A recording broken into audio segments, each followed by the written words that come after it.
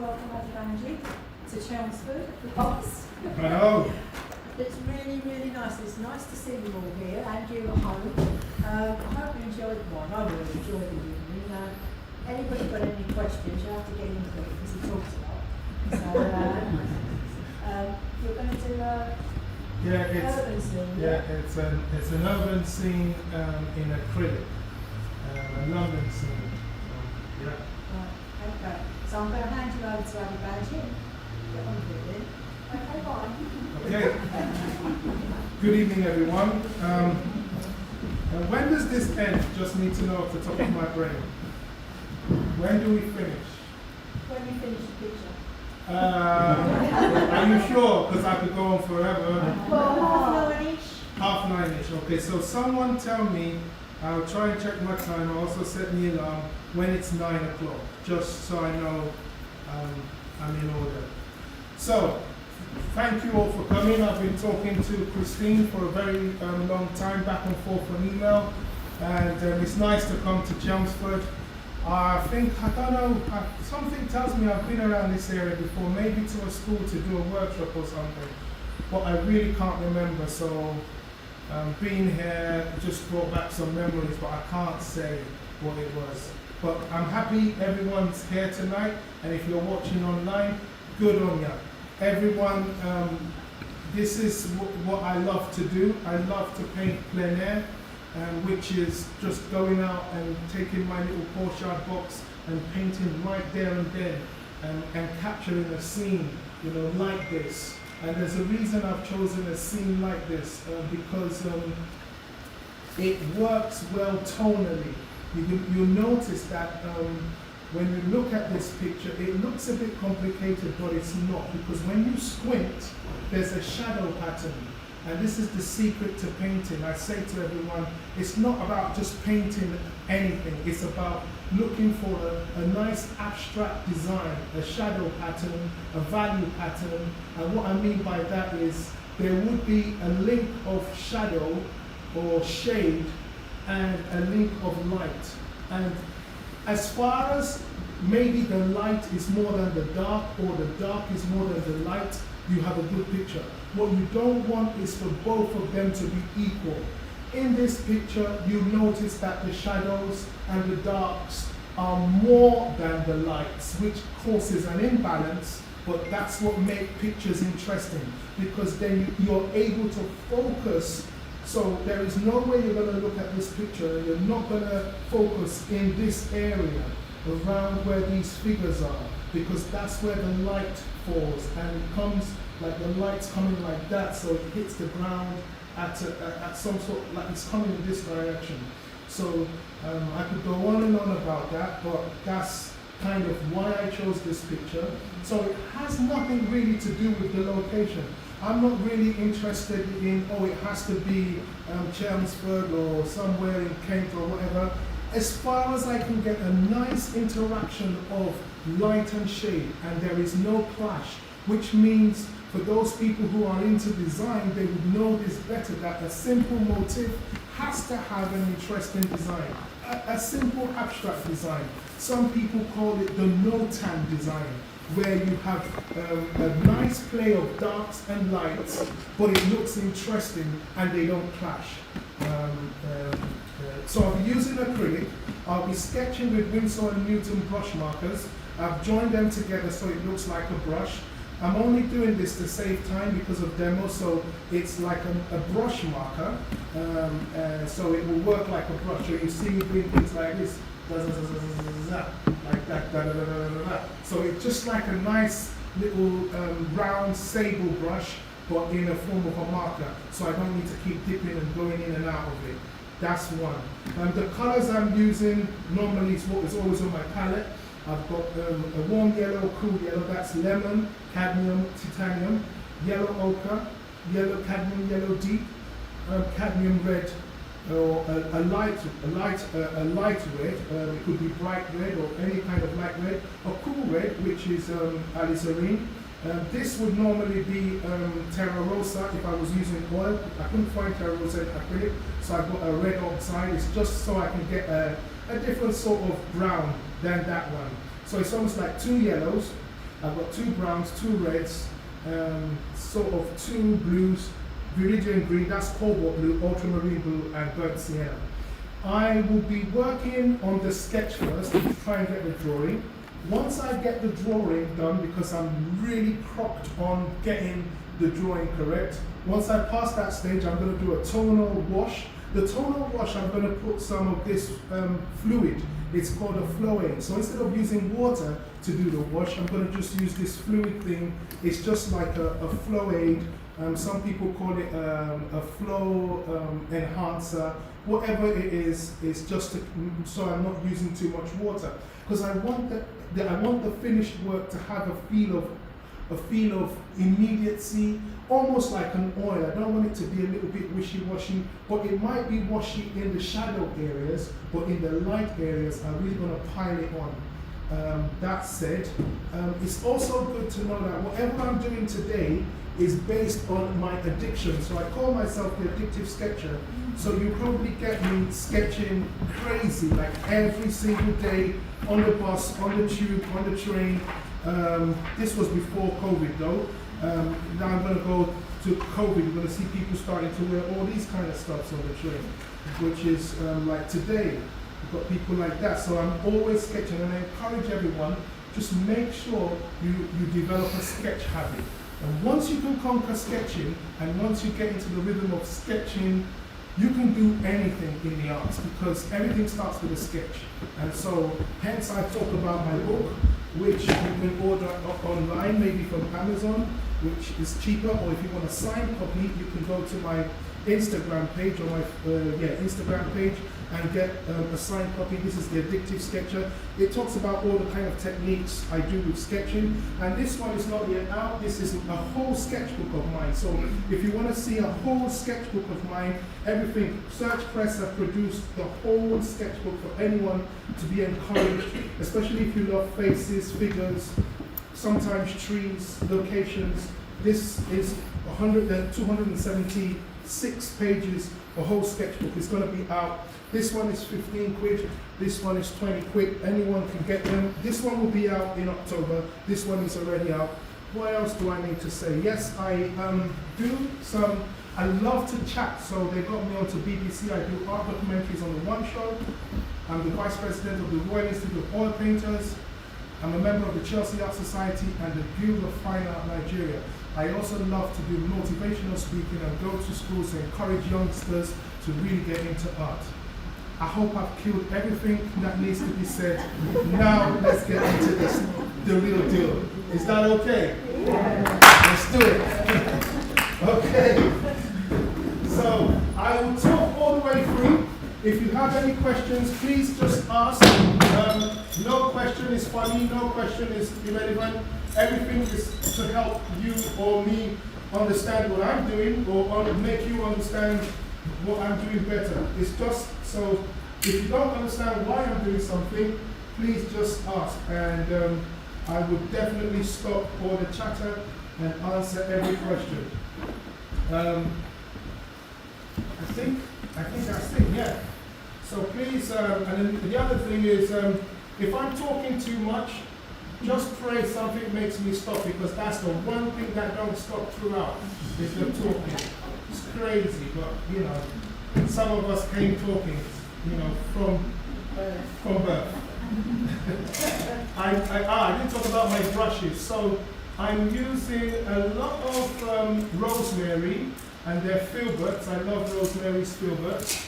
Then I have a host of old brushes from Winsor & Newton. They're filberts too, but these ones are the Bristol Hogs. The ones from rosemary are mostly synthetic ones. Okay, so I've got that. Oops, I'm putting that into water. Yeah, let's just change the water to make sure water's in the right place. And then I have, so these are the synthetic cogs, synthetic filberts, Bristol filberts. I've got these flat ones, or just assorted flats of different brands. And then these ones that you probably see in, what's it called, in a DIY shop. Everything will be useful in one way or the other, or I'll just abandon them and not use them, and they get jealous when I don't use them. So, what else? I think let's get going. So, you would notice that on my canvas or on my surface, I have toned the MDF board with a color that is opposite to what you normally get in a landscape. Like, it's opposite to green. It's kind of like skin tonish reddish. It's so that there can be some sort of underpainting which it's not part of the family of the major things. Like a blue will stand out on orangey, sort of a green will stand out on it. So I have this warm base. I love a warm base than a cool base. It's all personal preference, no reason. So I've mixed ochre and a bit of red with white and a bit of raw umber to just get this kind of buff color. This is what it's called. I think the old masters used a lot of buff, and they would use black chalk or white chalk, heighten it with white chalk, and it really looked good, because if it was portraiture and it was Caucasian skin, it would work so well. You can just put some tones on it and it would just come together. You would notice that I've got these crazy lines going across. I've done the same lines here and done the same lines here. And what I've done is, first of all, I made sure, because this is a 16 by 20 board, I made sure that the proportion of the picture I was using is also in the ratio of 16 by 20, which is in the ratio of 4 to 5. And so it's kind of like, it's relatable. Also, why I did it this way, because some people, they just do squares, but I like diagonals, just because I was taught this when doing relief sculpture in college way back in Nigeria. When we were to do a relief sculpture, let's say I was going to do a relief sculpture of this on a flat surface, this is how I would put the clay in the right places, and it really kind of worked. No special reason, just that it was the way I was trained. So I go first from one diagonal to the other, then another diagonal to the other. That gives me a kind of crisscross. And then I go verticals, one tip to the other, and one side from the middle to the other.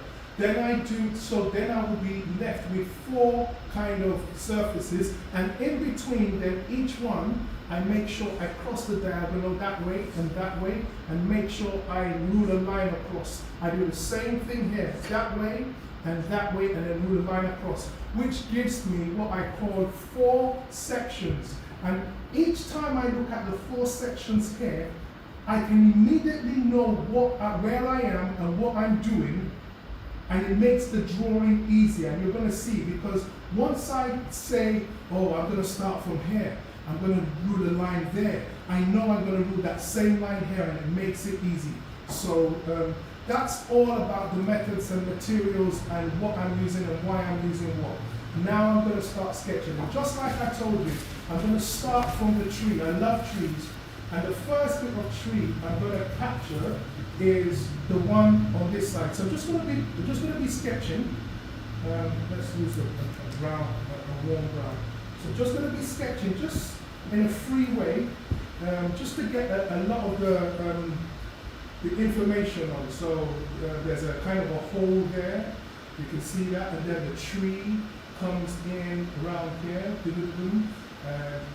This is the lovely part, because I love sketching and I encourage everyone to get into this. All this kind of sketching stuff. So I'm around here. This is a kind of bit dark, so I'm gonna just fill up this place. And this is a bit dark, so I'm just gonna just kind of like shade that in. The next place I'm gonna get is this shady area around the middle area. So you've got some tree here, and then there's this shade, just a bit of a shady area all around here. Now I'm going to capture this lovely shape around here. It is just a tree shape, so there's a bit of it that goes in, a bit of it comes out, just all over, and just that lovely bit of a tree there. See that? And then this doesn't need to, nothing in the land, this is because it's not portraiture, nothing needs to be perfect, but at least they need to be in the right place, sort of. Where I need to be careful is to make sure I get the tree trunks in the right position. So I've got this one here, this is very good, and I've got the other one which is kind of like here. And I know that it's, these two really need to key in right where they are. So I can continue this tree, just, I know there's kind of like a bend over here, and all this is shade, shade, shade. And then I get into this place, and then there's a lovely bit of it's almost like a pregnant lady, just the belly out there, and then there's just a little tree, just see things. Just see little things around and about. So in a way, that just captures the tree, you know, and I'm able to capture that quickly because of the grid lines that have helped me. Now let's go to building. The orange building, it has a straight line. I never like to use a ruler, but you know, I can pull a line several times just to make sure I get it right. One of them will be right, and I'm not going to stress myself. There's a major angle to the building, and it's this like a shaft that goes down. That's all I'm going to engage in because I want to simplify everything. I don't want to get bogged down with detail. So I know that from the top here, there is this line, it goes straight down, like it almost makes a triangle with this, and it goes straight down, and then it stops around there, and then it goes back up, and then it's almost as thick as a slab which comes up here, and that goes down, and then they're just these lines. I don't want to see them as anything interesting because I'm then going to be too careful to get it accurately, and those are not the reasons why I'm doing this painting. It's to capture the mood in the middle and the effect of light. So all these are just sobs. They're the soft block. They're not the kind of thing that I'm going to waste my time doing. I'm not like an architect. I'm not going to make sure that everything is correct. Unless it was a commission and someone lived there and they said, I just want you to put my window in. That sort of thing. But, you know, if that's not the case, then no need to worry. So just gonna get this signboard, but you can see the signboard right there, there's a square, just a squarish shape. And then you look at this whole signboard here, it says gold something coin exchange. I see that as one whole shape. So it goes from around here, just almost parallel with this line, bang, and then it's down. It moves just a little bit, and then all around here, you just see that line go straight across. And so it has a yellow bit there, and then this gold thing, you don't really need to write. I'm not a sign writer, but just put something in, but later on we'll fill it up, and coin, exchange, whatever is written there. That's irrelevant because all that is in the shade. Now we're going to bring this down to under 3. Under 3, we know that's where the road kind of goes right from the tip. So I'm going to start right from somewhere here. Just going to go back to this yellow signboard. It's a lovely shape. All these, I'm going to see them as shapes. Very nice shapes.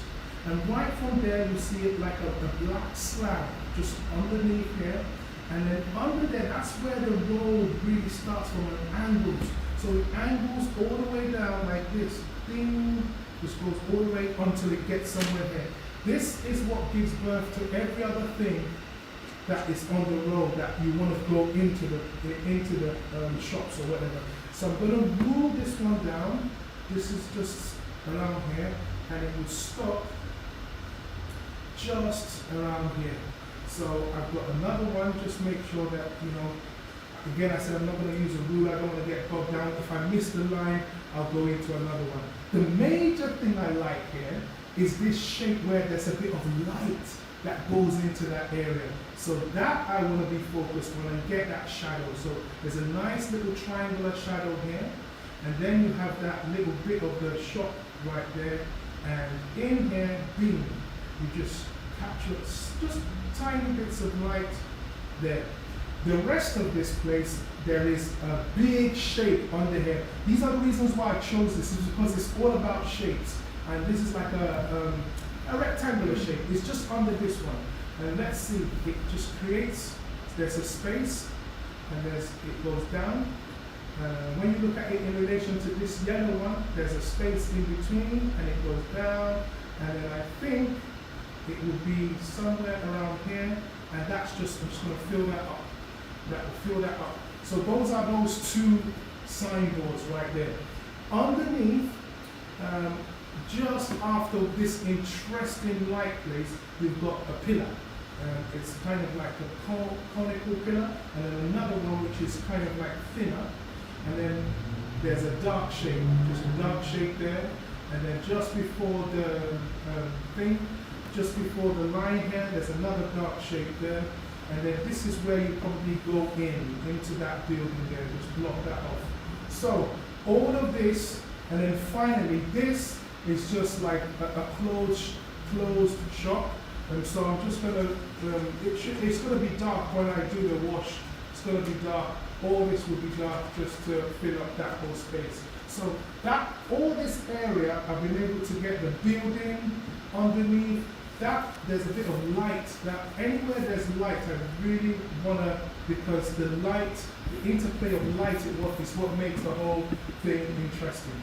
Now I'm going to move over to this side of the painting, because most of this is just shadow, but it helps to frame the interesting part, the center of interest. So I'm going to frame where that center of interest goes. So all this is shadow. I'm going to change the marker and just kind of like link up some grays to capture all that shadow in here. So all this is shadow, just little sketchy shadow. Well, I was wondering where the red came from. Give some colour. So I'm going to have to bang this one for now because it's going to start playing red games. We don't want to do any red games at the moment, so I'm going to come into another one of my shortcuts. Yeah, so just fill up all this area. This is the movement of the street, just the movement. That's going to cause problems, so just clean that up. You don't want it on yet, no color yet, just sketching. Right, so all this, we're just going to flow until we get to the phone boxes, the old-fashioned phone boxes.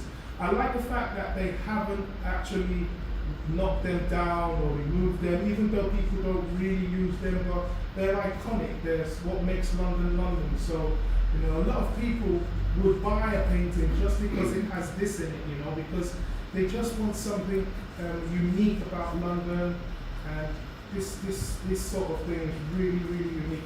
What I like about it is that the whole thing is not red. There's a little bit of light, and you'd see when I start painting how that would come to play and help the whole thing. Now, in the background, in the negative shape between the tree and all that, you've got these buildings. I'm just going to see those as shapes, all the shapes in between. The one thing I like is the branch. There's a branch here. I like that. So I'm going to darken these branches, these trunks, and just get some of the cars in, just because this triangle here is so interesting. Just a triangle, and what I'm talking about is this 1, 2, 3, 1, 2, 3. So interesting, and that is the 1, 2, 3 I've got here. So inside it, I'm just going to sketch kind of like what I see. There's a kind of like a van there, and then around the area there is a post box, but it hardly shows that much. And there's these other dark shapes, and then we have a lovely figure. I'm going to use a different color for that figure just so it kind of like stands out. So the lady, her head is, I would say, took somewhere there. Just all their heads are on the same level, so I'm just going to move the line so I know where their heads are. So she, I would say, a head, a bit of a hand, backpack, the feet, how it goes, and there, and then just a shadow. The shadow is so important. I'm just going to fly that across. And we've got another hand just in there, and then her hair, just lovely hair, and then the shadow, and her bag just sits there, and then the way her hand just flips, the dark bit of the shadow cast on the, just lovely figure right there, beautiful figure, and then I'm going to put the shadows in, And then we bring in this figure, the lady. So again, I start with the head on the same level. Top, just knock that in. She has something that, and then the legs, never draw the feet, just legs that are showing motion. And I think this is too small because she is actually in, so I'm going to make her a little bit bigger. Hands around here, and then just feet, just the feet. And then it's a more silhouette, so I'm just going to really darken that a bit, darken that, and just leave that there because they're in the shadow. And then there's another figure. She's just right on the edge. Look at her head actually is as a tangent to this angle. So you just got that. I don't want her head to be too large. Whenever you're doing figures in a landscape, make sure the heads are small. So I'm going to reduce that head to that size.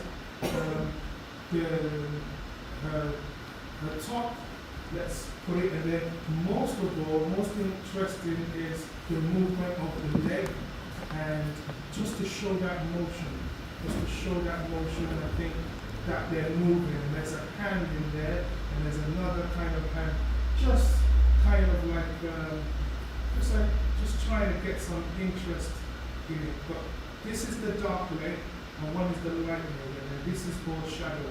That shadow continues in there, and there's another guy at the back. He frames the back of it and comes in around here. Just put him at the back. We know his feet come down and the shadow continues.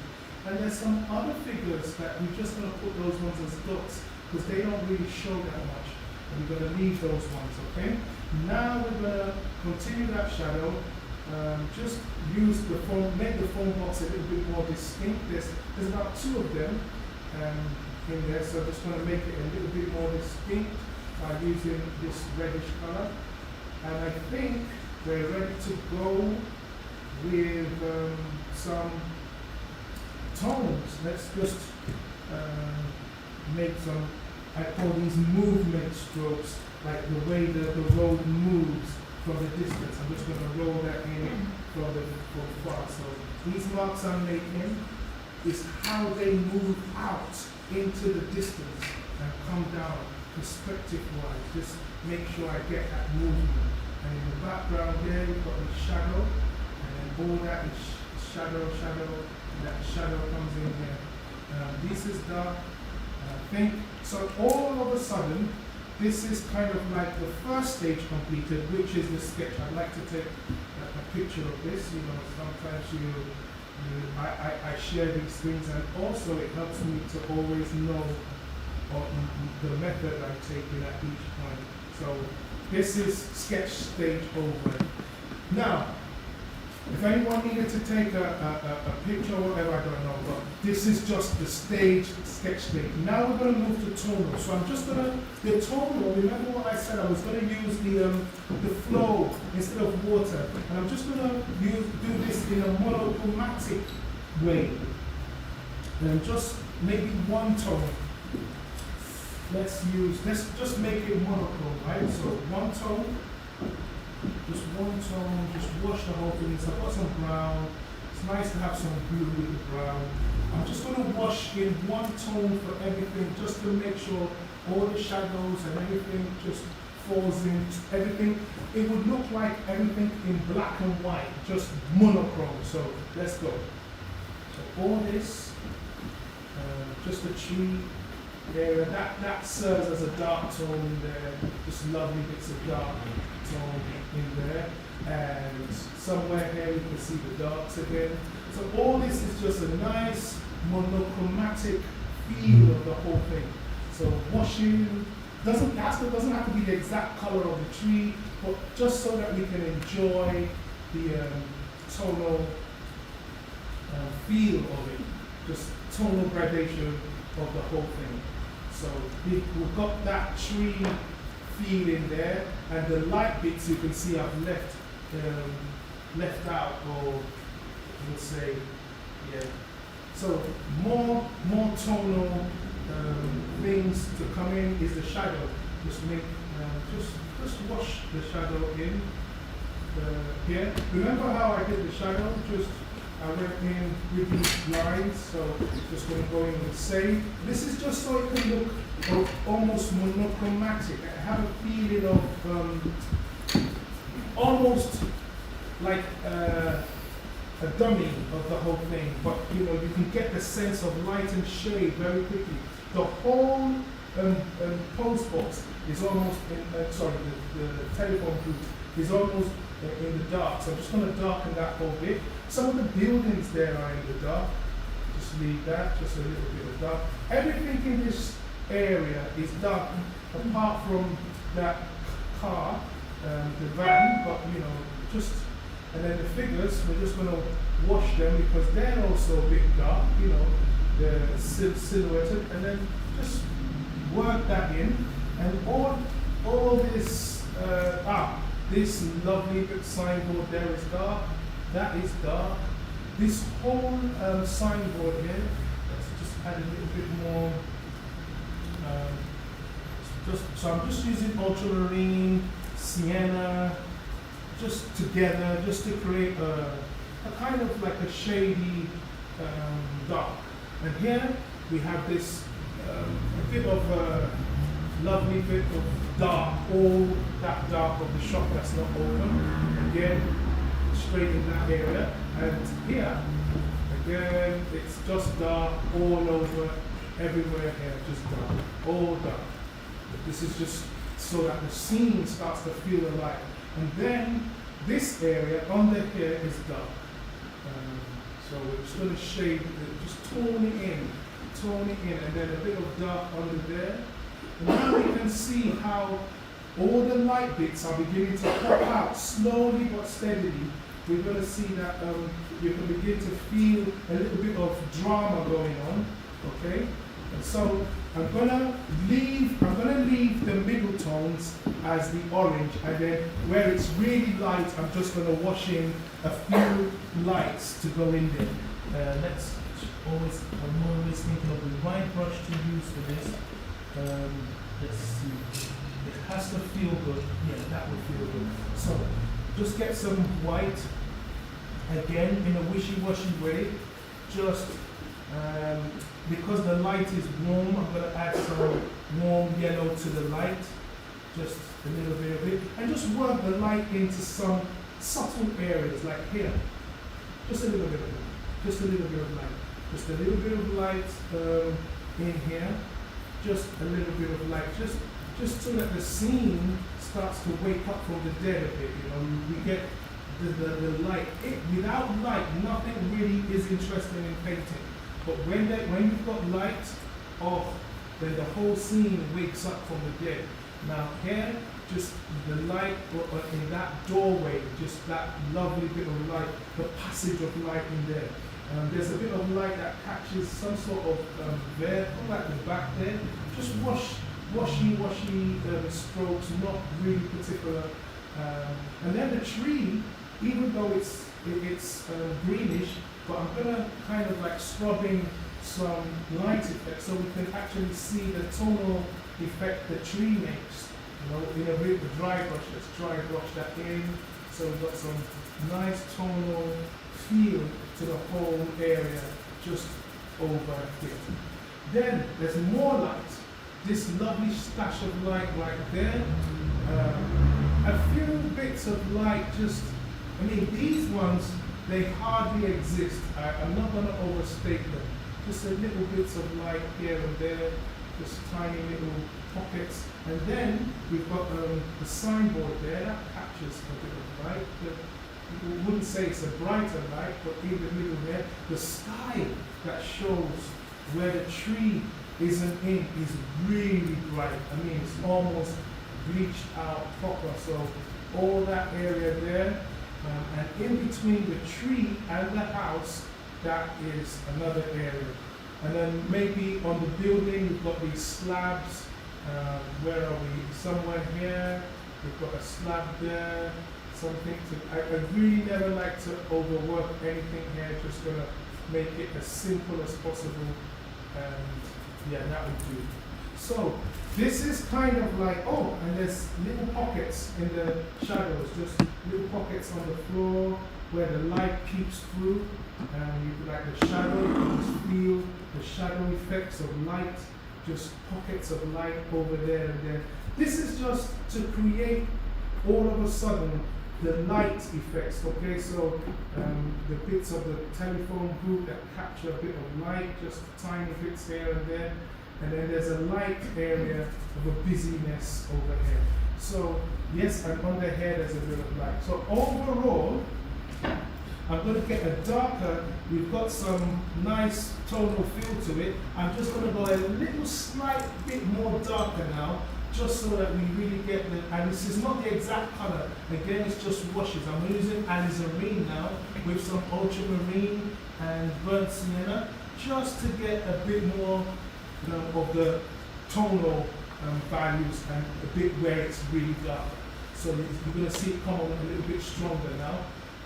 In there, around here, around there, all over here, the back of those trees, the phone books, all this, really strong, really strong. Just some of the areas are stronger and darker than others, and that's just what I want to bring up. And even these shadows here, I'm just going to make them really like a bit more darker. Are you still using the flow medium with that or water? Yes, it's not water, it's that medium thing. So it just, I just prefer it than the water. I think the water would just dilute it, but this keeps the flow, it really helps the flow without killing the intensity of the paint. So all there, you can just see me getting a little bit darker on some of the real areas of dark. Cool. And I think around this area is dark. And we've got a bit of dark in there. And I think that's, just hold on the edge there. There's a lot of, just, yeah. So I will work on this tonal because this is the secret to the whole thing working.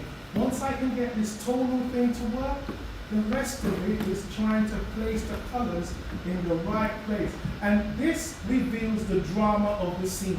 Because now you can see why I chose this picture. This thing you can see here is the skeleton, the bare bones of the picture. And you can see that even if you turn this upside down, this will work as a perfect abstract piece. Because it's interesting, it has on equal amounts of light and dark. At least sometimes it's better if the light is more and then you have a little bit of dark, or you have a lot of dark and less light, like I said at the beginning. And that's all it takes. I'm just going to wash in the figures too because they're a little bit dark, just in some vital areas. Just make sure that I key them in. Just a little bit more darks in there, just little tiny marks, just show the dark figures. Top of that lady, where her cloth is, her feet go straight in, just tips, just little bits of her hand silhouetted, the guy at the back. These are just little marks. The woman with her top, she's got this, I think, like, it's almost like a vest, and then one leg, and then the other leg, and then the shadow. Lovely shadows too, and I like to put a lot of alizarin, make the shadows purple because the floor is kind of yellow ochreish, and if the shadows are purple, it will work as a nice complementary color. So again, the shadows, just working in those shadows right over to the side of the building here. Notice that where everything is dark, is irrelevant, really. If somewhere is dark and irrelevant, you don't have to hold on to it that much. Just allow it to flow. I'm still using that flow enhancer for everything so far, so you can see how important that flow thing is, because it just creates texture also with the whole thing. Then it just helps a little bit of just rinse my brush. I've got a bit of light in the middle of this area. Don't want to lose that in between, just in between the two trunks. There's a little bit of light in between, one bit there, another bit there, and some bits just in the middle here. And here. Then the top of that car, the truck is just one bit there and one bit under. And I think at this point, I take another picture. So this is the second stage of the painting, where we've got the tonal interplay of light and shade. So now everything is in the tonal, everything works tonally. And I like this stage because this is the secret to the whole painting. Now we're going to work on color. Pure, luscious color, straight. So I'm going to work from the back to the front. I'm going to work on the sky, then the tree, then everything till I whisper, whisper, whisper, and then I come forward. How are we doing for time? 20:15, not bad. Okay, so let's go. Remember, I don't stop throughout, so if you're going to take a break, you take a break. I'll chat and chat and chat and talk and not stop. I just want to make sure this is positioned well. Okay. All right, and if you have any questions, please do ask or let me know.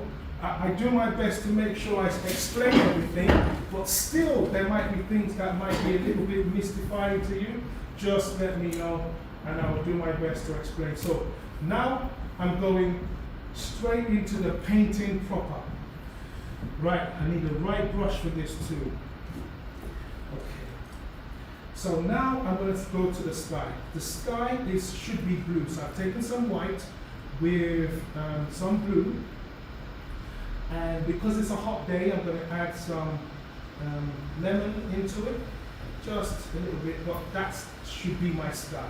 And I'm going to whip that into the areas where the sky is. Notice I'm not following the picture because the picture has bleached out the sky and made it white. But because I've been doing a lot of plein air, I know that the sky is seldom white.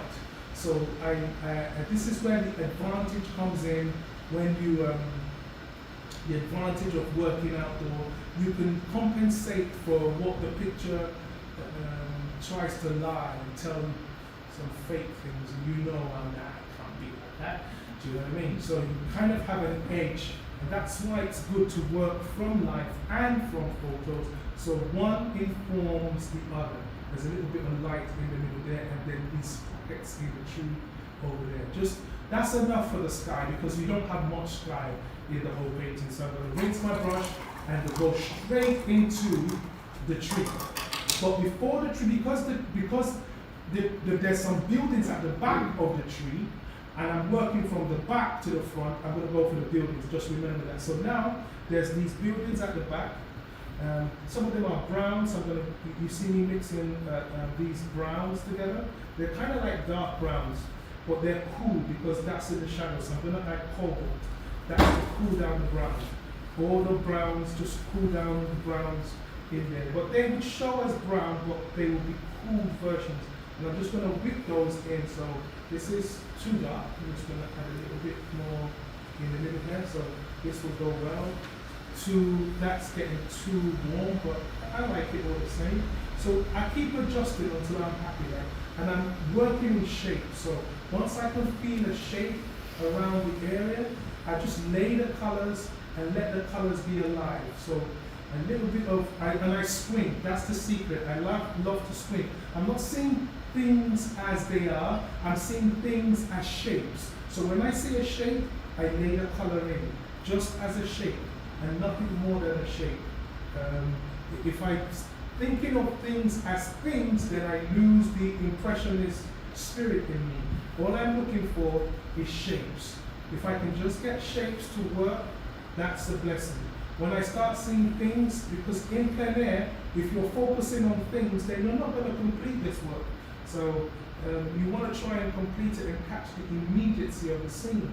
And so that's why I'm just treating it as shapes. And you can notice I'm going into the sky color because I'm just introducing that instead of mixing a new color of white, because there's some white lines in the building, maybe around there, just see me. But because they're in the shade, I don't want them to shout out loud. So they're going to have this bluish feel, those white lines just in the middle, just little tiny strokes.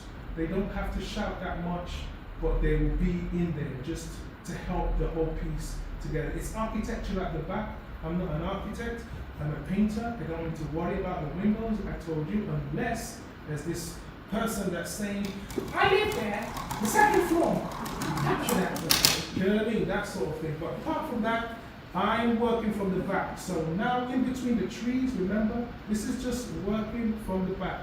And I just want the color to feel fresh, bounce off everything, just feel fresh. And if I need to cool anything, you see me going into the blues to cool things down. That's kind of like for this area upwards. Now I can move to the tree. The first tree, because I've got a bit of a building in the background, just the shapes, that will do.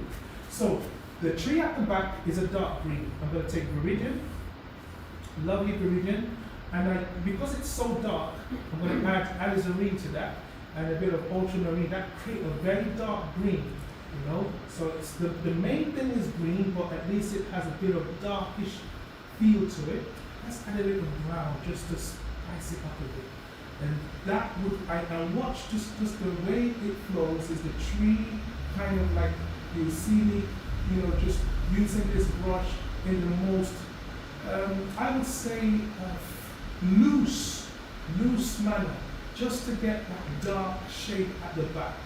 And that leads me all the way into where, you know, the rest of the architecture was, but I just allow it to run, you know, just allow that background tree to run in, and I'll leave it right there. Don't want to overwork that. That's cooked already. Now let's go to the branch. No, the trunks. Okay. So the trunks, I'm going to make it a little bit warm, but they're dark, but they're warmer darks. I'm going to add a little burnt sienna into that. Just whip that in, one of them, just to change things so that they don't look the same. Just going to make the other one a little bit of another kind of dark, but maybe some reddish dark. It's not like that, but it's just, I don't like things being the same. Always have some variety of strokes, variety of marks, and all that. Now I'm going into this tree in the background. So I'm going to go into some dark greens. So I already got the greens. So let's just start moving into the darks, all right? The dark areas, and I'm going to go as if it's a warm green. So I'm going to use more of this oxide in there, and we're just going to pile that. Just keep moving this. Keep knowing fully that the building starts around here, so I'm going to keep a straight stroke there. But the rest of it, I'm just going to go and feel fresh. Just allow the brush to do the work, to move across, to go. But remember, I'm only thinking in terms of shape, so I'm not worrying myself about whether I'm getting every leaf in there. That's irrelevant. That's not what it's all about. And I'm just keeping this going around. And I've got the shadow shapes of the green.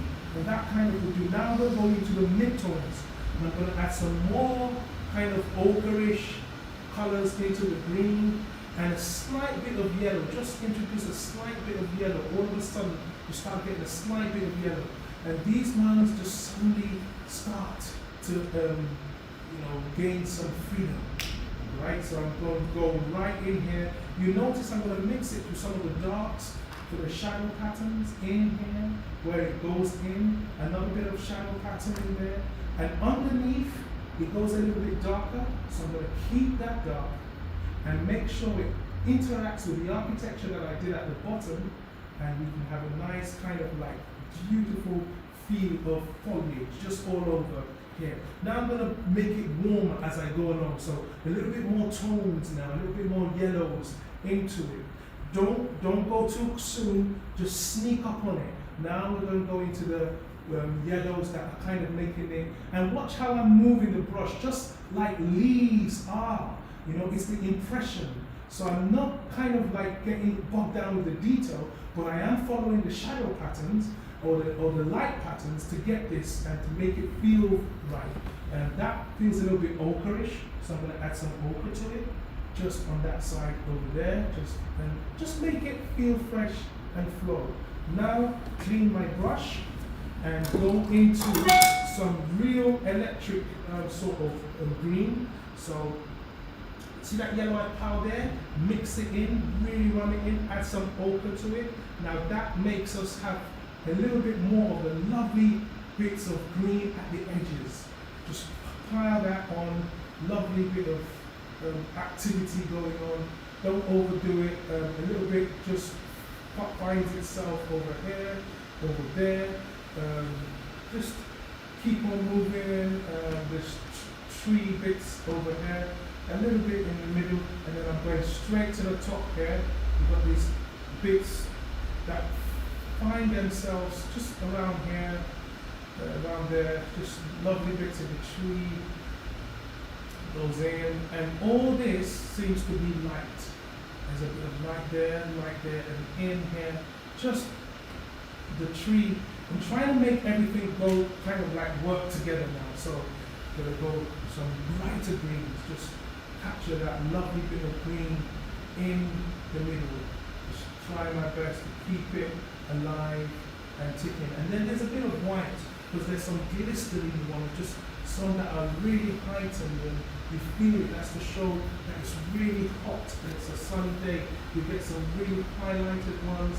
They just show the daytime and the effect of sunshine on the leaves. And just following that interplay, I've already been able to kind of like get the shadow patterns and the light patterns of the tree in there without overworking it. What I want to be careful is to make sure that the midtones flow. So I'm going to go into the middle and really work on the flow of it. So you can see me going into the darks a bit and making sure that the flow works. Because you don't want it to be sudden. And that would do. So all the tree business is almost over. You don't, no overworking on the leaves and stuff like that, just to get some variety in the shadow and all that, that would do. Now let's move to the building, because the building is the next thing in front here. It has some really warm oranges, which is good, because that shows the sunlight on those red brick buildings, and I like that. So I'm going to cook this up, make sure that the yellow really, you know, it's really bright, and to bounce off that dark, it makes it interesting. So again, squinting, all I need is just more orange and yellow. Don't actually exaggerate, just make it a little bit more interesting. So just straight line for the building, bang bang, no overdoing it, just and another straight line right there. No overdoing it, a little bit over there, one slab, another slab there, just before the three, another slab there, just a little bit, and stop. You know, I want it to feel alive, and then I'm going straight into the whites. The whites, I'm going to add some yellows to them, just the slabs in the middle. So there are some that are just straight slabs, just like one shot, bang. I like to make the stroke just one shot, go in there and slam it, no overworking. Because if you're working outdoor, all you're going to see is shapes. Your brain doesn't have time to think, you're just running in the shapes and going straight for it. And then I'm just going to work in the middle tone for the slab. Remember that slab that I got in before? It's the one that goes straight across like that. It's a bit of a greyish slab, so I'm just mixing up the grey here, and I'm just going to run it with the flow, with the flow enhancer, because just to make it feel like that slab goes all the way down, and then there's a place that it gets a bit dark, so I'm going to just mix it, a kind of like a darkish bit here, just at the corner where that slab comes in and turns, and there's some real nice darks underneath. So I'm just going to mix some darks for burnt sienna, ultramarine, just to get some darks in there, because what you notice is that all of a sudden we are leading us into this really dark area here. So really make sure I get those darks feeling good, all the darks, and that's it, that will do, and then a straight line. And yeah, just need another dark in between the slab, just to create that kind of, I think it's the way the moldings go, and I'll leave it. Because none of that really excites me. And that's the one thing I in painting, just anything that you think is not the reason why you're doing the painting shouldn't take too much of your attention. So that will be enough. That will be fine. And now, I've got that bit of building in. Now I can get some bits of definites, like let's get some of these, I'll call them the signboards in, just really, just straight strokes, 1, 2, and then it gets a little bit lighter at the bottom. So just work the color in, just carefully, 1 shot, 2 shot there, that's it. Underneath, on top of it, there's a really strong dark. So just always when I want to mix my darks, if you notice I brought the black, but I'm not using the black because sometimes the black has too much carbon, it kills the color. So trying my best to avoid black. So if you get to get the darks, I'm always mixing loads and loads of colors together, and that's mainly ultramarine blue, burnt sienna, and even I can move green into it. So that's me. I'm going to get this whole dark shape here. Just really bring that down. 1, 2. And I like to vary the darks. Just makes it more interesting. Just vary the darks. Don't just make it one color. Just adds a little bit of spice to things. All that. And then there's a bit of yellow in there. I'm going to put that later on. But let's just fill it up with the darks. And then this whole area has a bit of blue. So I'm just going to go, it's like a grayish blue, so it's not that strong. So just put that in there. I think it stops after this line. And now, there's a bit of a shade. And I'm just going to put this dark in. I just want to finish that area and put the darks in. And I'm going to follow the perspective lines. Again, I like to mix the colors, not leave it as one thing. I'm going to actually move some red in there, just to vary the darks, just to make it a bit interesting, and follow the perspective lines so that I know it looks interesting, even though there's no detail there. Towards the bottom, it really gets dark. So I'm going to really go for a strong dark at the bottom around there. And then, because it has some verticals too, you can see me pulling the strokes downwards and underneath. So that creates some nice interest on that side. So let's carefully now go into a little bit more interest, and that is some of the shapes in the in-betweens and around. So I'm going to put a strong dark on this area. This is a strong dark. Let some brown go in there too. So no color ever, just, if you notice, I'm never allowing one color, one dark to prevail. I'm always kind of varying it, mixing things up, just making it look interesting, because at the end of the day, it's painting. I can make it what I want it to be, just to feel good on the eye. And that's the main thing. There's a bit of a light intersection in there. I've just flown it through. And that's how I'll leave that area. And now let's go straight into these lights here and the yellow signboard at the back there. I'm going to change brushes because I'm going into some smaller shapes here. So I'm going to look for a brush that can really give me exactly what I want. Always looking for the right brush. Yeah, this will do it. Because the right brush saves me, because I can look at what the shape it's going to give, and I know that it will give me exactly what I want stroke-wise, because my whole work is based on the strokes. So now, this hot, lovely light that's right there, you know, I talked about it at the beginning. I can really face that in and whoop that light in there, just lovely bit of light, whoop, whoop. And then I can come here, lovely light in there, bang. Just, this is where it starts to get like the drama in it. And then these little bits of light over there, I'm going to make those a bit ochreish to start off, because in the middle there, where the buildings are, you've got these lights, and I think it's the sky color, but I don't think you can see the sky. I think they're just white shapes. So I'm just going to see them as shapes, but I'm going to make sure that I lighten them, and some of them are just in between there, light, and a light. I think there's a light line, so I'm just going to go thin on my brush, make sure I can pick a stroke right through right there, and I think it's somewhere like that. And I'll leave it. And in the middle of the trees, I think a light shows up somewhere. Make sure the stroke is definite enough in. And let's go to the yellow. So there's a yellow signboard there. It's not full yellow, so I'm going to bleach it out with a bit of white, but just lay it straight there. I would love to actually exaggerate that yellow. and put some lovely bits of pure yellow in there, just to liven up the painting. Just a lovely shape. Now, let's move on. Some light strokes just at the bottom, carefully light strokes just at the bottom of it right there.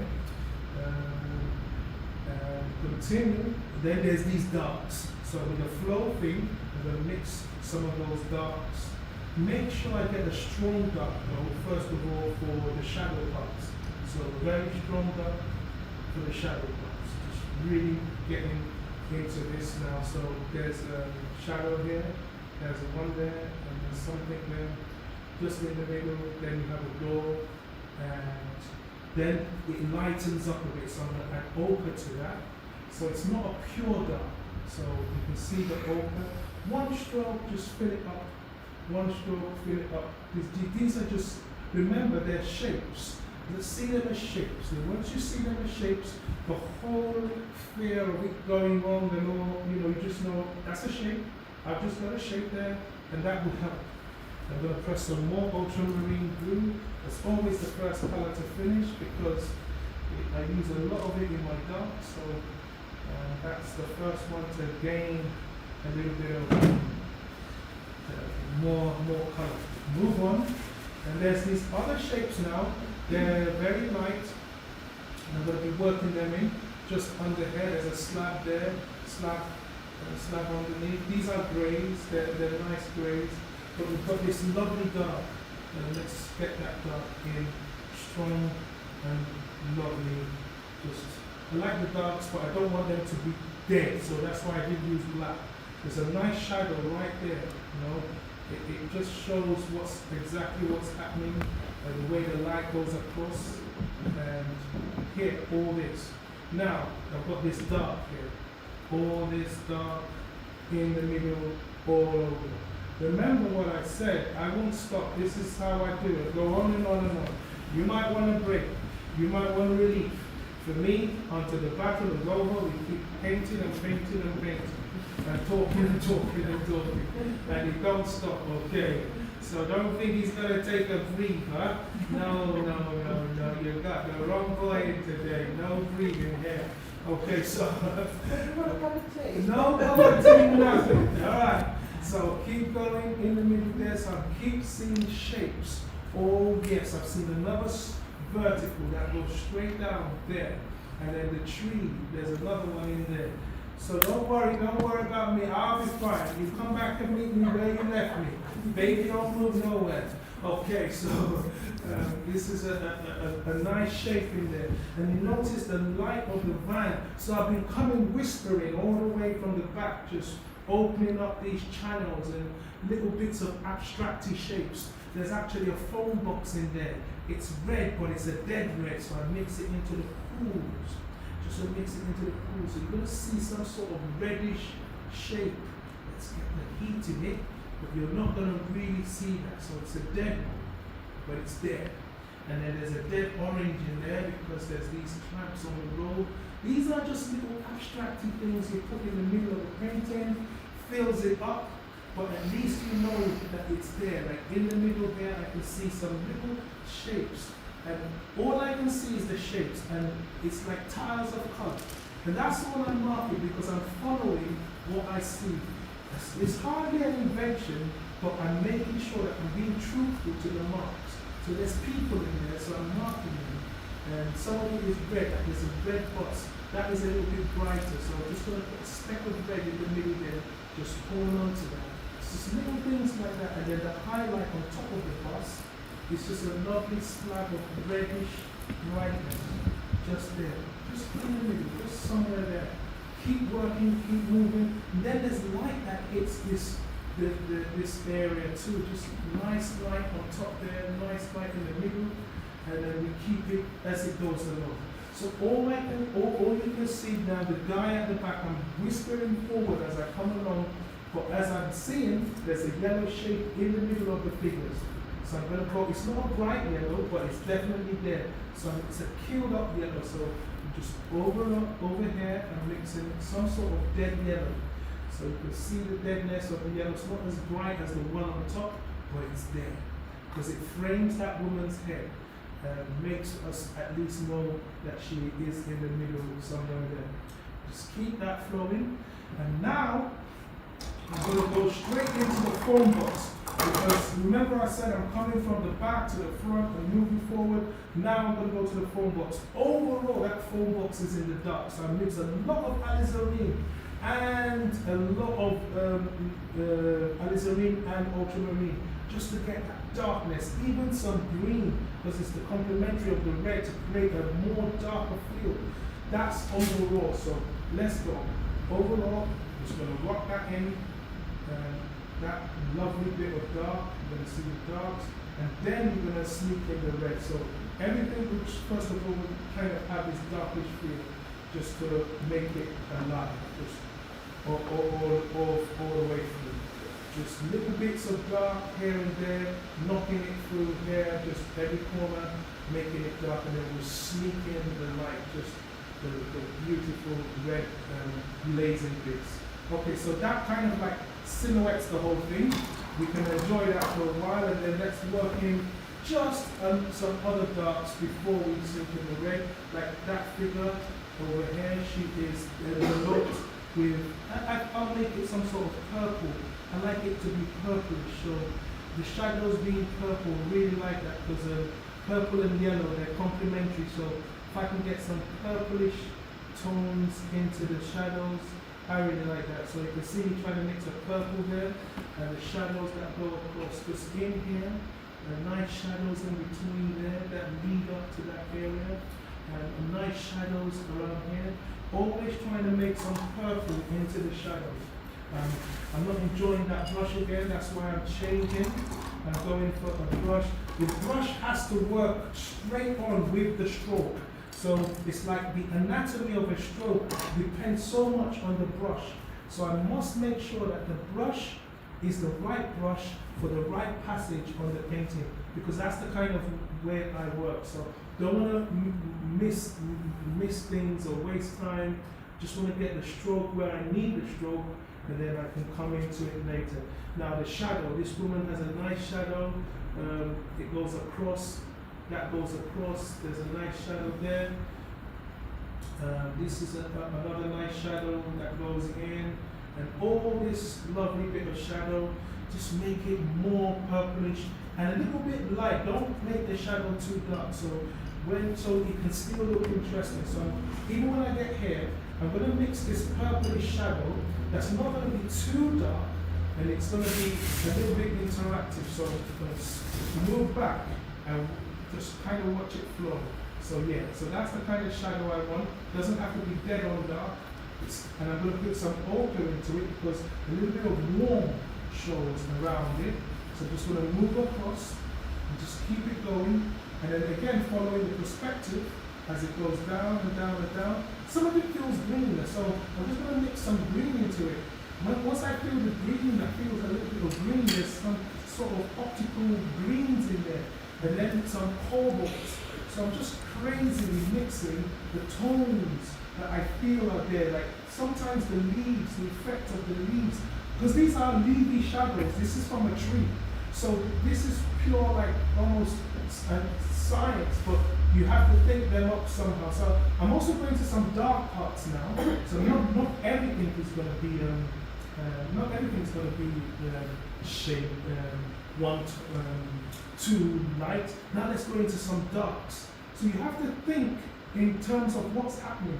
If the leaves are casting shadow on the ground, then they should have some green in the shadow. It's just a way of making it feel real and alive and interesting than just working with the tone and just almost like mindlessly not thinking that, wow, what about if this happens and that happens? And no one sets the rules. So remember, you're the painter, you're the person who runs the shots. This is dark, even in reality. So I'm going to work in some darker shots in the middle.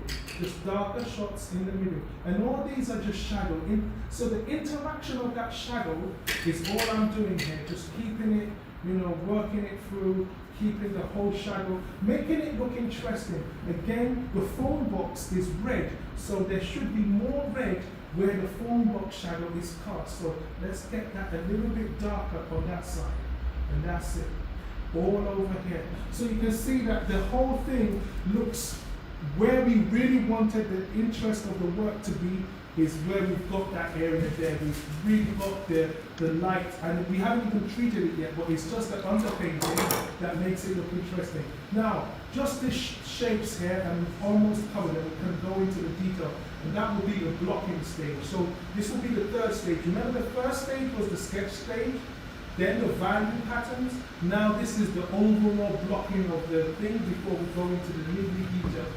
Knowing when to stop with the niggly details is so important, because if you're doing impressionism, you don't want everything to look all cooked up and ready. You want to leave some things for the eye, for the viewer to enjoy, and so you don't want everything to look cooked up. And I can tell you what, because you're looking at it from afar, it's going to look a little bit better than me looking at it up front, because you're seeing the clearer impression because we're looking at it from further distance. And that's what the impressionists, we try to do, is to create an impression of it so that it has a clear effect of what we want the viewer to enjoy. Okay, so now I'm going to sneak in the reds, the hot reds, but not going to sneak it in. Let's go for the middle tone first. So middle tone reds, just around the corners, so middle tone reds here, there's a bit of the shaft there, the phone box there, on the top there. These are the mid-tones. So carefully, we're drawing into this dark silhouette to pick out the tones that will make this interesting. And these are the mid-tones. They're not the real ones that should make it really burst, but just the ones that we figure out. And then in the middle, we have this line, one stroke there, and in the middle, how many? 1, 2, 3, 4, 5, 6, 7. About 7 lines. Just an impression. 1, 2, 3, 4. Just keep it simple. 5, 6, 7. Just keep it simple. Don't want to overwork anything. 2 lines. One there, another one there. Now let's go sneaking in that hot red. Carefully. We've got a lot of it now, and just bring it into places where, it just feels alive. Wow, just just lovely bits of red. It's going to come in fresh. Let's add some yellow to it. Want to really live the red thing now, and the way it hits the side of the phone box, it comes down. There's a lot of interaction there. Just little bits of red. You see it because of the shadows that comes in.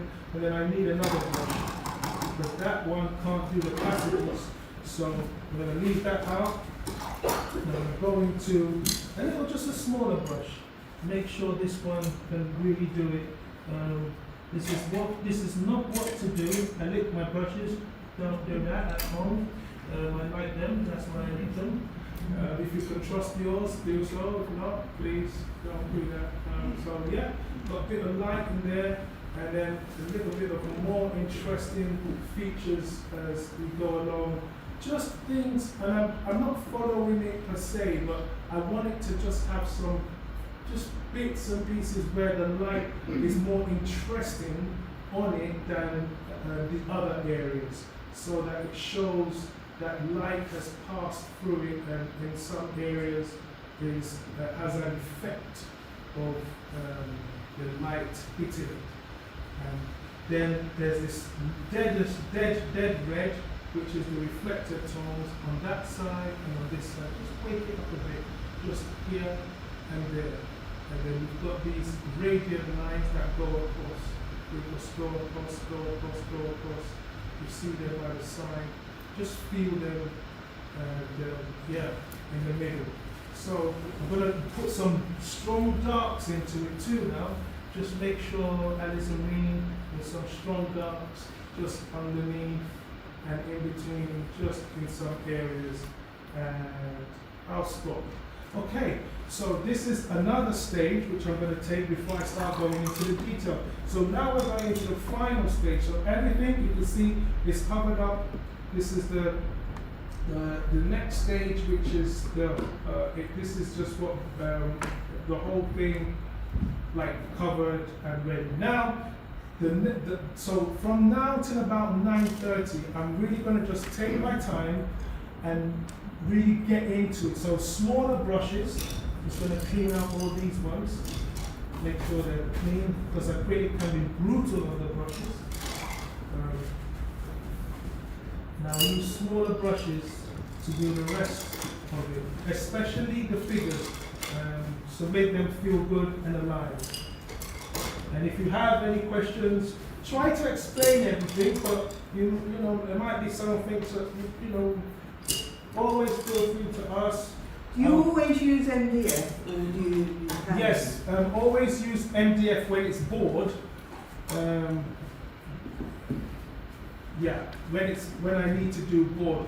And this would be the largest size or so that I would use MDF. Anything larger than this would have to be canvas. Right, so you can see me bringing out my riggers now, smaller brushes, and I'm just gonna just go through the same process, but now I'm gonna start putting more little, just tiny bits and pieces that will add more interest. And I'm gonna start from the tree again, and the background again, and inside it. So all the little niggly bits that I did, but this time really focusing on detail.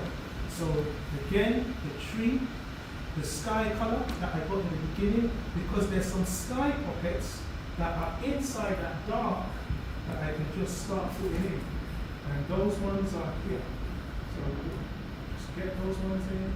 Just little sky pockets, just all that in that area. And a bit of yellow, keep it warm, nice sky in the middle, just lovely bits. Just make it just try and work it in such a way that it doesn't look like you've planned the thing. And that's really hard to do, but just so that it doesn't look planned. So shake it up, work the whole thing so it looks organic. That's the key word, yeah. Don't want it to look planned and stiff and all. And trying, but I think mine's looking planned, but that's fine. It's just a demo, no pressure. But it's just to create that bit of air going through the trees. So good, because the birds can fly through, they say. And then over here too, just look at those little tiny bits of interest, just around the corners. You know, you get this like bits and pieces coming through. I think they bring life to it when you kind of like are able to capture those little bits of light coming through. It keeps it organic and alive, and the edges don't look too carved out, like you could work into it. Like I'm exaggerating some of the bits and pieces around that area just to make it look interesting and filed off against the building. Remember, I must make sure that I keep that straight feel to where the sky actually ends in connection with the building.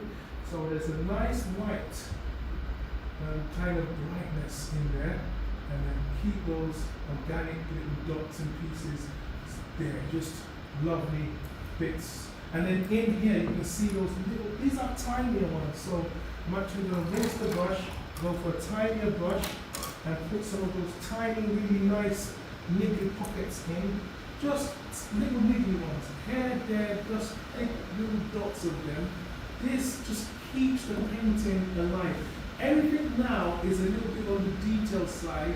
Don't want to overdo it, but the temptation is to overdo it, because then you get all into it. This is the part where it can be the death of the painting if you're an impressionist. But if you're a realist and you like to paint every little tiny jot and diggle of the thing, that's fine. I mean, everyone paints the way they like to do it, and the way that satisfies their, I would say, convictions of how to go about these things. So I'm just going to play a little tic-tac, just to mess that up a bit.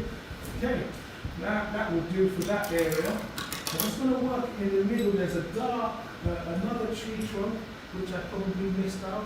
And because these are smaller shapes, I can actually get them in and work them through. So there's another tree, which is there. And I can just move that in and just get that. So I just want to, like to break the thing up and make it look a little bit organic. That's the key thing. And then greens again. So I'm working those greens in that area, just filling up that space, making it look alive, and just making it look all planned out as if I knew what I was doing. You know what I'm saying? You get to a point you just want to fake it, fake it till you make it, they say. Everything around this area now is just keep giving the tree. So I'm going back into some greens now because I don't want it to look too planned and all. Let's leave that.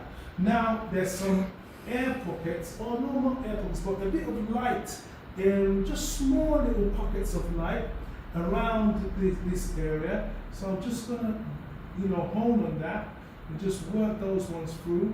Just little diggles of tree, just the tones, but it's more in the mid-tone, and I'm going into that flow thing, not water again, it's the flow thing, just little niggles of tone, just in the darks, just to break it up a bit. And now I'm going to go into some brighter bits, so get the ochre and get some yellow and really work on some of the brighter bits, just little tiny, that's too ochreish, so get more yellow and a little bit more green, just breaking that whole thing up, making it like alive again. It's almost like we're bringing life to some of the areas with a smaller version of the brush. That's too green, it's too acidic. When it's too acidic, I always mix up the green with some sort of ochreish thing, so it doesn't really look too, when the trees start looking too green, like a green apple, like a Granny Smith sort of thing, then you're in trouble, because then it's going to look too acidic. You want to break it up a bit, add some ochre to your greens, add a warm to the greens, just break it up, anything but making it a pure green. And just so, what I'm trying to say here is don't just make the greens just green and white, always add another color to it. And I believe ochre, from what I remember, ochre, the yellow ochre, just is the perfect sort of color to really do that. So you can see me getting into the spotlight with the greens, making this yellows even more brighter, going back into the greens, and going back into the ochres, trying to mix up some sort of funny color that is going to just liven up the whole thing. That's too acidic. You can see me running away straight away, going back into the green again, saying, no way, that's too deadly. Don't want it to be too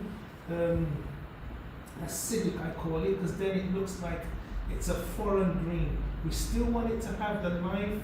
I think that would do. That's kind of, still want it to be alive and all of that. So ticking all this area. I like to add those greens in. Whoa, I like that bit of texture there. That's lovely. Just allow that to flow. A bit of just alive and keep this thing alive. So we're really going back into those greens, allowing it. Let's add some yellows at the top area there. Just really letting the texture flow through now on those trees. Remember, we've done the spade work, now we're just getting into the niggly bits and allowing the thing to evolve, keeping it alive. A sunny day it is, remember, so more yellows will prove to the onlooker, that the day must have been a bright day. So just going straight into those yellows again. You can see me loading the brush. This is texture coming in now. It's now coming active action, allowing the tree to just really going in organic shapes, just little bits, nothing organized. That's the key thing. Don't let anything look too organized, and then the top area too, and then that's it. So that shows the effect of light on that area. Then I'm going to work some middle tones so it doesn't look too sunny. So just some middle tones into this, and I'm going to leave that for now, because those middle tones are just here. You see me breaking it up a bit, just here and there and the other. It just keeps it 3D-ish. Now, let's come down to the ground floor. We've left the top floor now. Ground floor. Now, there's a shape I've seen. It's like the purple shape. a nice purple shade. It's got lovely, just, I don't know, I like the sign. I don't want to know what the sign is, I just like the shape. So it just breaks up that area. That's all I want to see. Once it breaks the area, that's fine. And then there's these other little tone things that come in, which I can see, just little tones here. And then there's a breakage in between the sign there, just a breakage, so I can put that there. And then this sign over here, it has a break here, just, how are we doing for time? I hope oh yes, someone tell me when it's 9, it's like I knew, I know, it's like, woo, 9 o'clock, yeah, I liked, oh, the alarm. Ding, ding. Oh yeah, so good. Why I do that, you know, sometimes you can get carried away. That's the worst thing that can happen in a demo, is you just get carried away, enjoying yourself, and then there's no time to finish. Oh, awful. So now I know I have half an hour left. I know how to judge things, and I know what not to do and what to spend time on. So you can see I've got all this top area. It's looking fancy, looking sunny. I'm enjoying that.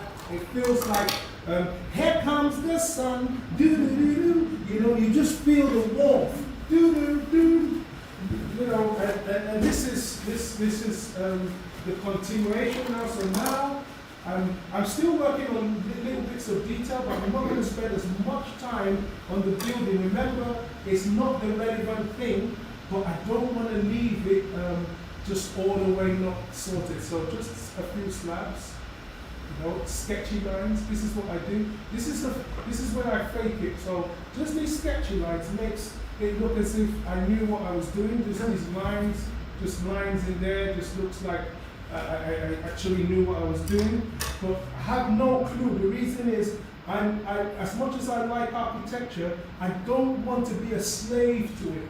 So I like to create these sketchy lines that show like I know what I'm doing. So there's a light bit in there that I can enhance that, because that would make the viewer look like, oh, he knows where to put the lights. Oh, he must have been really observing. That's another one there. So just, it's a plan. It's all painting. It's like a game. You can play it well. Where the lights come in, that's all I need in that area to make you up. And then there's a bit of light that hits. It's like a yellowish light, orangish yellowish light, but it's into a dark. So I'm just going to capture that sort of deadish light, and it just hits the side of that area right there. It's not too much. And then there's a kind of like a strip right here. Don't want to make that too overhead. Now I'm going into some of the tones. These are the dark tones that I just placed darks before. Now, you see ultramarine? It is a thirsty color. Now, look at that. The only color I've had to replace, how many times now? Twice. So, ultramarine is one of my most used colors. You can see that. It's invaluable. I could not do without it on the palette. I even use it more than white, if you notice. So, because it's just a lovely color. Now, I'm going into some real strong darks now. And the darks are the slabs, just really bring it out. Bang. Go for that. Brilliant. Just really work that in. Get this flowing now. That dental surgery thingy, you know, just really push that. It's really strong dark, and then underneath it there's a line, just a little line. I sketch that in, and in between I sketch that one, and just sketchy lines now make it feel like it's busy and interesting. But then there's a little bit here which shows like just kind of like I would call it railings, and then all of a sudden we have these faint yellows like the gold. So I'm going to mix that into the dark because they're not supposed to shout, but we still want to kind of put them in, just in case the shop owner comes to the exhibition and they say, oh, it painted my shop. Oh, I have to buy this. Oh, so I'm going to put it in. Who knows? You never know. So it's a dead color. You know, it's there. It has two circles by the side, and then coin exchange. Ooh, that's where so just for that purpose. That's the only reason, no other reason. The coin, just go coins, and then exchange, and just finish. Never, I don't want it to get too much into that. And then there's a slab of yellow. That's just a slab. It's a dead color. Though it should not overrule. So that's it. We just feel it's there. We know it's there, and it's not been overworked. And then we're going to keep another kind of slab open there, and a bit of purple. I like that purple coming through. Just a little purplish tone around here. So I'm just going to put 2 strokes of purple. One maybe thicker kind of purple, not dead one. And then another one just around there. I don't even know what it is, but it just breaks up the color. And then that same kind of purple you see on a signboard here. I'm just going to treat it as a slab of lightish blue, just on the side of this area here. Boom. You seem to be using your brush in a different way on the details. Are you holding it much nearer Yes, the end? because now this is the detail stage. When it's when it's more like the blocking in, I'll go that way. And when it's more like the niggly bits, I go this way. Because then it's just like more detail. I'm no more being, so this is another kind of like inscription. So I'm like a sign writer, not a real sign writer, just a con man, just seeing the people, like exchange, like I know what I'm doing, like just put something there. Because at the end of the day, it's an effect, you just want an effect. And once you can get the effect, like there's some writing on that other one, it's not the writing that matters, but just create something and then stop. I really just want to put some stashes of light in the middle there, just maybe just 1, 2, no overworking, a little bit there, and another little bit of here. Just never overwork anything that's not important. Now let's get into the stash of light, because that is an important place. That we talked about at the very beginning. There's a bit of shadow that I missed out, and just around it, it's a dark thing there, and there's a bit of shadow that comes through. But the beauty is, if I can get some sketch lines in, then I'm going to be able to create some sort of interest in this area, just some sort of interest. So there we go. That slab moves across like that, and then the bottom part of that stroke is there. There's a bit of a dark here. Strong darks I need now. So to just frame that door. Strong darks, 1, 2, 1, 2, stop. And then in here, this is a really dark part in there. A bit of the slab in there. There's a door, and then just bang. The side, bang. Just keep it. I don't want these areas to be overworked or look like they want to draw attention. But there's one strong dark under the yellow signboard. That is important. Just let that one be. Boom. Okay. Now we're getting into the figures, which is, I can't wait to do this, because they are they're in the center of interest. Okay.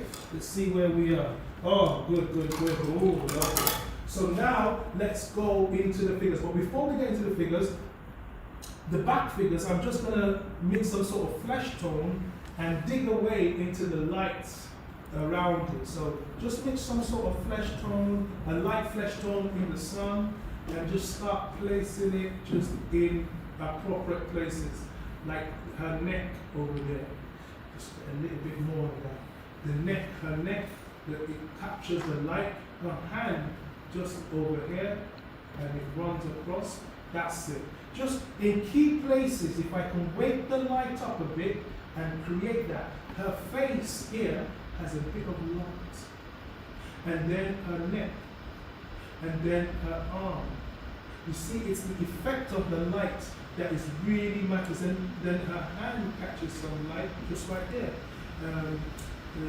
The guy at the back, yeah. I'm not overworking anything.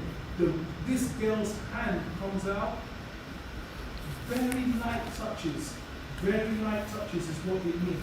Now, I'm going to put on the light, like turn on the light now with a lot of, now it's going to be thick. Remember I said I'm going to keep the shadows but when it comes to the light, really turn on that light.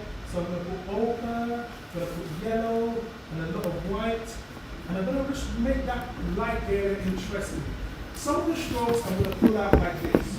So you're going to feel the light coming in and working through the road, working through her legs. So you feel the light. It's like, I'm going to go into even some greens. Keeping this light interesting is what makes the center of interest interesting. So all over here, you see me running with the light. And because it's also horizontal, I'm going to go into it horizontally, just like I'm walking horizontally. And then people moving vertically. So it keeps that area fired up. Each place, each particle, each area, each shape. Look at how the light now brings some real clarity to the whole painting, because this is why we chose this at the beginning. This is why this was the reason. It's just because of this light, nothing else. Every other thing is a subplot to all this. This is the area, so I can play tic-tac here all day long and make sure it looks like what, like interesting. Like all this, the light going through. Because you want to feel that light. It's the color of light. It's the daytime light. It's flowing, it's moving, it's nothing but heat. And I'm going to add different yellows into it, just like you see me going into that kind of yellow, just making it interesting. The last thing I want here is for this place to be dead.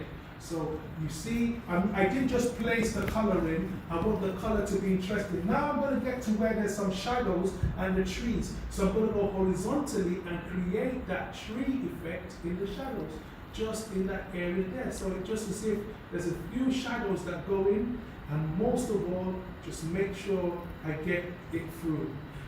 Again, more shadow effect of the trees in the distance just there. And there's some niggly lights just in the background, like ding, ding dong, you know, just striking the thing. At the back, these are, and then, in the distance, this is crazy where it's happening, right? There's these little dots of light, shimmery light, dotty things, like, oof. And I'm going to break them up into different colors as if I knew what I was doing in there. But it's all a fast fake thing. It's just like you're capturing little dotty things in the middle, trying to make that area look interesting and all. But you know, it's just a game. So everything is a subplot. This whole thing is all about the light, the shadow pattern. Remember what I said at the beginning?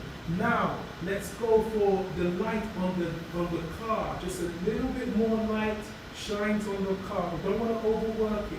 We'll bring that in.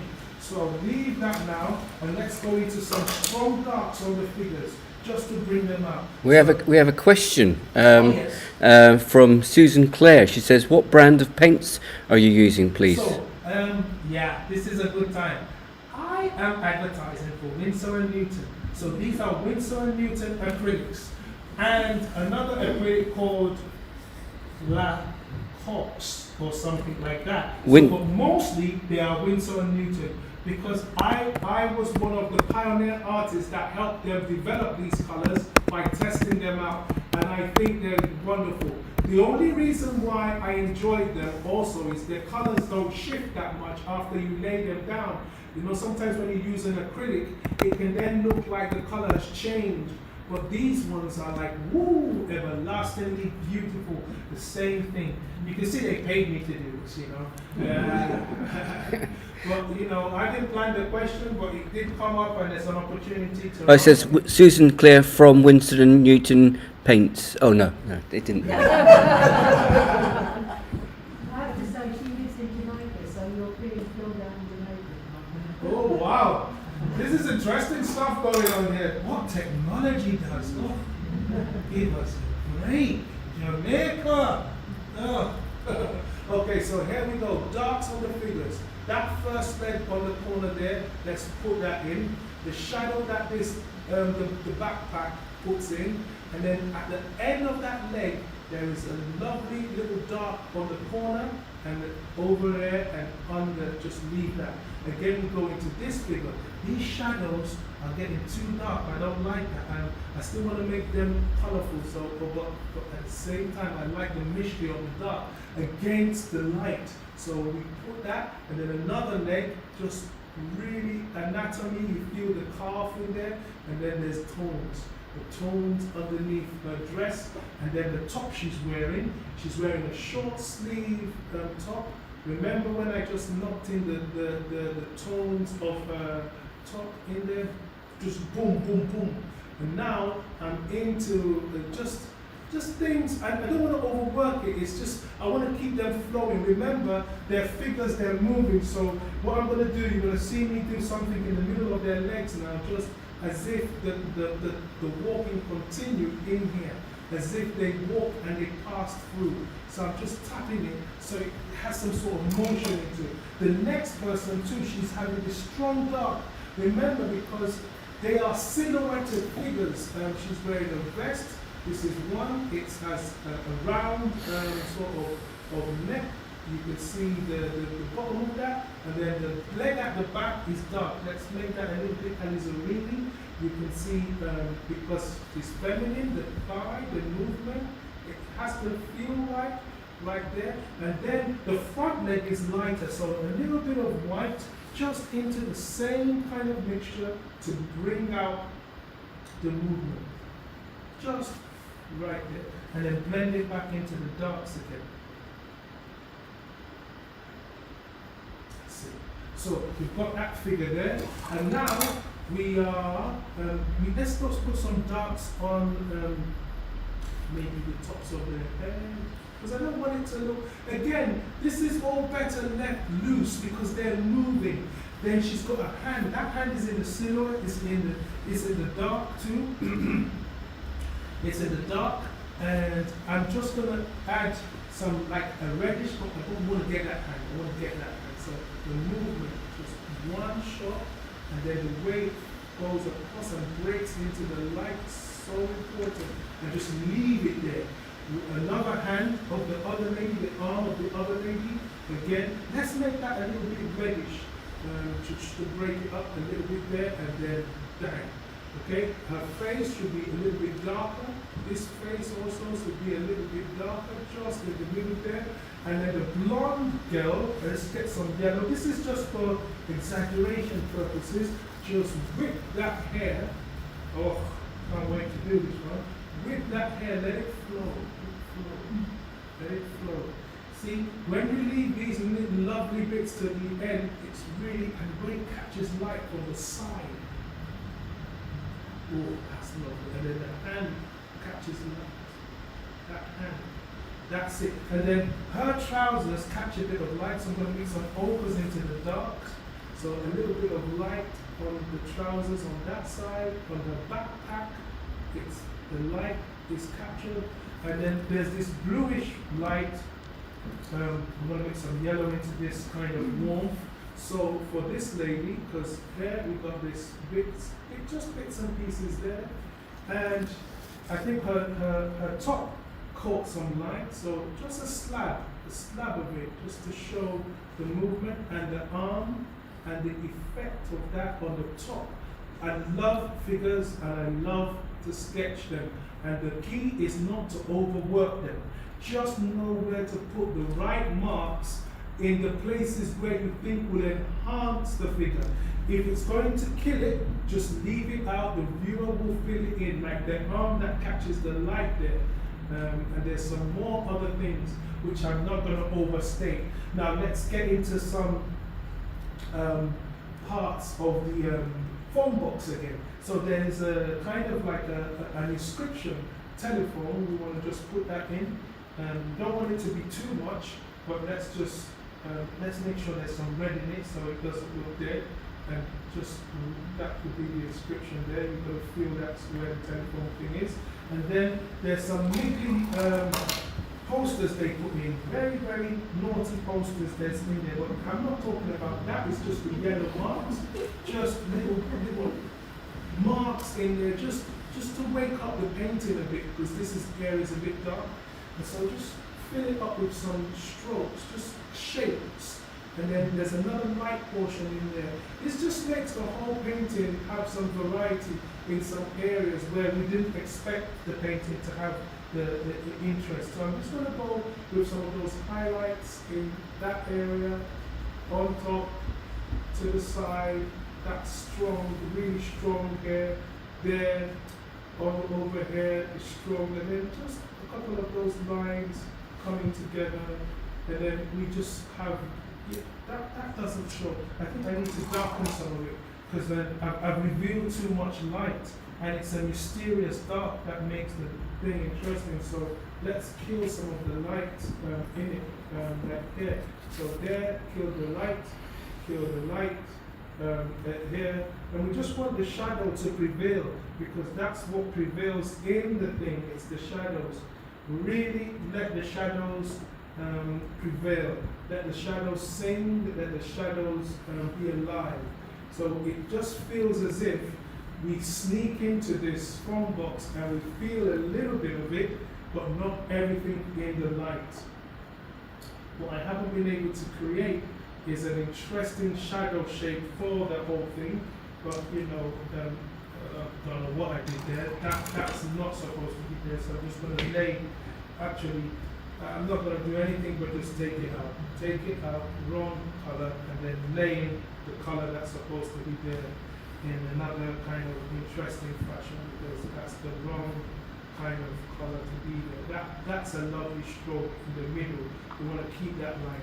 Now let's go for the shadow that the tree, the shapes of light, the pockets of light on the floor. The pockets of light on the floor are really interesting. So just clean these brushes out now, and just get the right brush again. Again, I'm always thinking of the brush that will give me the right shape without mincing. Yeah, I think this will do it. So I'm going to move back. I'm not falling today. Yeah? Not falling, I told you. We promised each other. Alright, that's it. So now I'm going to look at the shapes, and just so they are not as bright as the real light here. So I'm going to mix kind of like a light, but move it into the shadow color. And it gives me an intermediary light, which is not as light as the main light. And I'm going to put these in the strategic places to start off with. Just, it should have still have a little bit of heat in it, but they can't be as bright as the main light. And that will come in areas like that.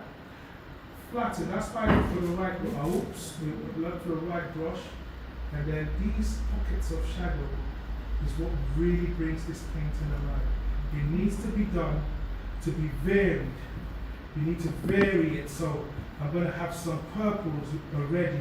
So not all the colors, not all of it is stapled like. So you're going to see it come in, and the way it comes in is just going to add more. Then it shouts a bit. There's some bits of it that shout. You just feel it like, ooh, and then you go on, you just go bang. Just be carefully, and then you go back, because you get too excited, and then you might kill it. And it's like, oh, no, not now. Okay, not now. Oh, it's too late now to mess it up. Then some of it, the color, the shadow starts getting a bit red. So you can see that some of it's pinkish. And then little pockets, nuggets of color. And then some of them really get bright, so I'm going to really enhance some, because then it just helps the whole thing. And then there should be a subdued amount of them. So I'm going to go into the blues and the alizarines and just create some really subdued ones. Oops, too blue. Opalize it. Add some ochre to it, you never get it all the way down. Just, yeah, that's the kind of dead ones, and just in some areas.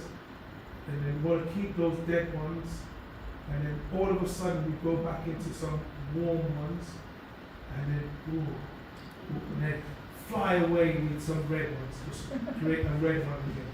So it's a game. You see that if you keep everything one tone, then it's not going to look real. It's not going to look exciting. It's not going to appease the viewer. You want them to think, oh, you did so well to know what colors to mix. Not really. It's just, this is all a game. I can tell you, you know, we played it from the beginning. You saw how it started, but and this is what I want you to have when you do any painting. Know exactly what you want to do from the start, why you chose it, so that becomes the overriding feel of it and the theme of it, so you never go wrong. Be like I'm not getting carried away with that, because that's not what it's about. I'm not letting that bother, you know. I'm allowing this whole thing to just flow. And then I think I've had enough of the insides of there. You know, you get tired of it now because the excitement's over. We've got a few of that bing, bing, bing, and then just be careful to not let it overrun. Now, let's go back into the foam box, because it just needs a bit of tidying up. Okay, so let's go into the darks. Every time when something's wrong, it's never mostly with the light, it's with the dark shadow. So just going to look at it again. Okay, I can get some darks in there, darks there, darks.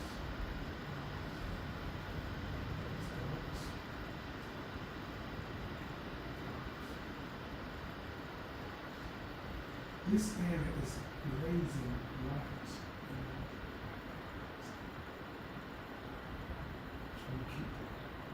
There's a shadow at the back, just something that links that whole area in.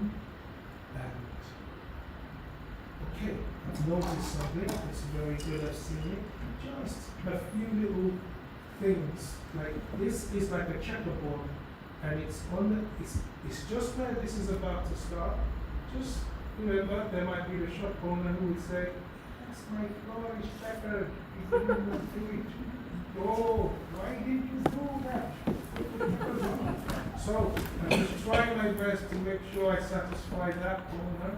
Just put some sort of variety of, you know, just checkerboard, just to show in there. And then some tones on the pillars. Remember, this is not the real reason of it, but just keeps it interesting, like to get some of these things, like the effects of them, just over and here and over and done, and then bits and pieces here and over and done, and boom, boom, boom. Like the tables, and I'm almost there. I'm going to step back and have a look at it from afar, because sometimes when you're too close, you don't really see it. But let's get the table. There's two chairs. So let's get the panels that you sit on first. So one of them is just here. That's one. The other one is there, and they have like feet. Let's get them in. So the whole experience was in 4 stages, if you remember, and this is the final kind of stage where this can go on forever, I must say, because you know you're constantly just seeing things and constantly putting, and I could go on and on and on, just putting niggly bits, but you need to know when to stop, because then you might just kill the painting and kill all the lovely bits that made it interesting by just adding too much detail. So it's about knowing when to stop with the detail and not overworking. I've seen some loud orange buildings in the background, that's why I'm trying to work that through, and a bit of loud building and sunshine in there. Apart from that, just try our best to. The only thing I think I've taken too much liberties with is this crazy formula. I'm not happy with it at all, but then you can't be happy with everything in a demo. It's a demo. That's what you use to console yourself, you know? It's a demo. You know, when you get too worried about the way it looks, just remember, it's just a demo. Don't get too worried. Don't just sleep over that, you know. Just, you know, artists can get too fiddly and worried and all. So, don't worry, you know, they'll pay you, they're not going to work, you know, don't get all sad about it not working. Okay, so I'm going to step back now because I haven't stepped back, I've been too close. But move back and have a look.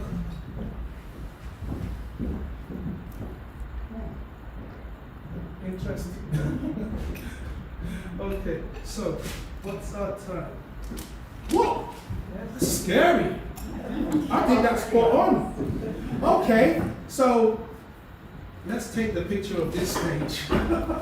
So this is the fourth stage, okay, and the kind of final stage where we tied everything together. I like to have it in spots and everything. So thank you very much. You've been an amazing audience. This is the method I use. It's called the outside in, where I start from the outside and I end up with the detail inside. The other technique I use is inside out, where I start from one spot and then continue to flow just from one spot. That I like best in the studio because it keeps me excited, but you can't use it for a demo or you have to spend 5 hours. So thank you everyone, and if you want to take pictures and everything,